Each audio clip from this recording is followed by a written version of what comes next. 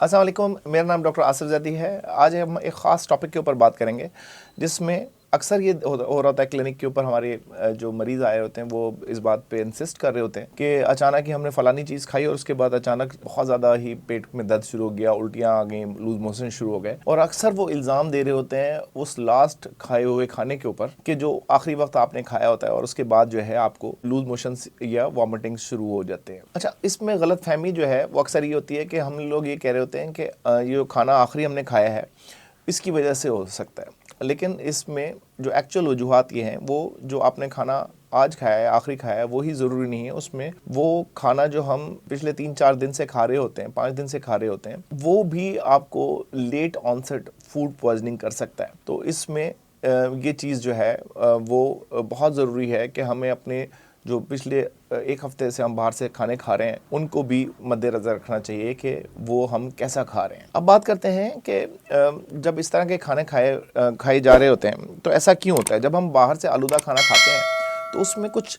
जरासीम होते हैं जो लाइक स्टैफिलोकोकस ऑरियस एक ख़ास जरासीम है। वो अगर जिस्म के अंदर जाता है तो वो तो पहले 6 घंटे के अंदर आपको लूज मोशन, डायरिया, फीवर वगैरह कर सकता है। दूसरा जो है साल्मोनेला जो है वो 2 से 3 दिन ले सकता है, 4 दिन ले सकता है, जिसके साथ में आपको डायरिया और फूड पॉइजनिंग वाले सिम्टम्स हो सकते हैं। और जो थर्ड वन है वो है कंपाइलोबैक्टर, जिसके साथ में आपको 5 से 6 दिन भी लग सकते हैं, जिसके साथ में आपको अचानक ही डायरिया और फूड पॉइजनिंग टाइप जो सिम्टम्स हैं वो आ सकते हैं। इसमें जहाँ बात की जाए कि अगर आज आपने कोई खाना खाया है तो वो कसूरवार वो बर्गर या वो फ्राइज या वो चिप्स नहीं है जो आपने अभी खाए हैं, बल्कि हो सकता है कि वो खाना हो जो घर में आपने 3-4 दिन पहले खाया हो, वो भी खाना फूड पॉइजनिंग की वजह बन सकता है। सो अब बात करते हैं कि असल मुजरिम की पहचान हम कैसे करें।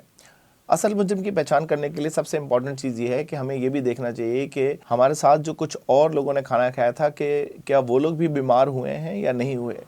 फिर दूसरा कि क्या खाना वो कुछ बैड स्मेल थी उसमें, क्या वो बदजायका था। आजकल सर्दियों के मौसम में भी अक्सर ये हो रहा होता है कि हम जब बाहर कहीं खाना खा रहे होते हैं तो वो खाना जब सर्व कर रहे होते हैं तो वो भी काफ़ी ठंडा हो चुका होता है और अक्सर वो ठीक तरीके से गर्म नहीं हुआ होता।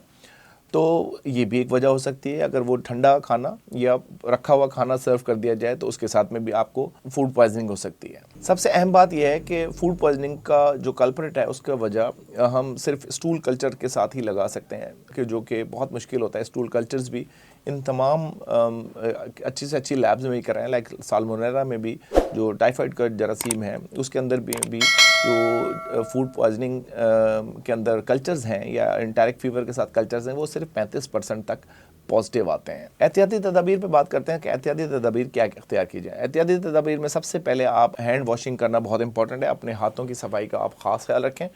जो खाना खा रहे हैं वो अच्छी तरीके से कुकड हो, गर्म होना चाहिए, उसको अच्छे तरीके से पका हुआ खाना हो और उनके बर्तन जो है वो अलग होने चाहिए। अब दर्जा हरारत जो है वो खाने को अच्छी तरह तेज़ आंच पर सही दर्जा हरारत पे पकाया जाए। फुली कुक्ड खाना वो ज़्यादा अहम है और उसके साथ फूड पॉइजनिंग के चांसेस कम होते हैं। और बचा हुआ खाना जो कई दिनों से फ्रिज में पड़ा हुआ है या कई दिनों का गोश्त अगर फ्रिज में पड़ा हुआ है और वो सही तरीके से गर्म नहीं हुआ तो उसके साथ में भी फूड पॉइजनिंग के चांसेस बहुत ज़्यादा बढ़ जाते हैं। सो अगली बार जब पेट ख़राब हो तो सिर्फ उस आखिरी खाने के ऊपर आपने इल्ज़ाम नहीं लगाना जो आपने आखिरी दफ़ा खाया है, बल्कि आपने उस तमाम स्केड्यूल को देखना है और इसकी जो प्रिवेंशन की तदाबीर हैं वो बहुत इंपॉर्टेंट है, उनको देखना है। आपने 2 से 3 दिन 4 दिन पहले जो आपके साथ लोगों ने खाना खाया क्या वो भी बीमार हुए।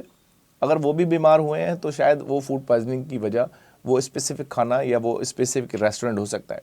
लेकिन अगर आपको इसके बारे में क्लियर नहीं है तो अपनी हिफाजती एहतियात जो है, हिफाजती तदाबीर जो है वो इम्पॉर्टेंट है और वो उनके ऊपर कंसंट्रेट करना, उनके ऊपर फोकस करना बहुत ज़रूरी है। हैंड वॉशिंग बहुत इंपॉर्टेंट है। खाना अच्छी तरीके से गर्म हो, साफ़ सुथरे बर्तनों में खाएं।